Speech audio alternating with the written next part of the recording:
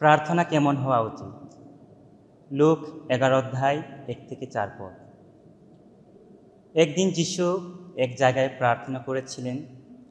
তখন তিনি প্রার্থনা শেষ করলেন।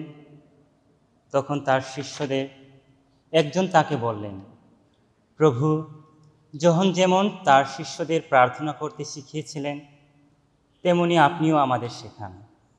যিশু তাদের বললেন, তোমরা যখন প্রার্থনা করবে তখন এই কথা বলবে, হে পিতা, তোমার নাম পূজিত হোক, তোমার রাজ্য প্রতিষ্ঠিত হোক, আমাদের প্রতিদিনের অন্ন প্রতিদিনই দান করো, আমাদের সমস্ত পাপ ক্ষমা করো, কারণ আমাদের প্রতি অন্যায় করে যারা, আমরা নিজেরাই যে তাদের সকলকেই ক্ষমা করি।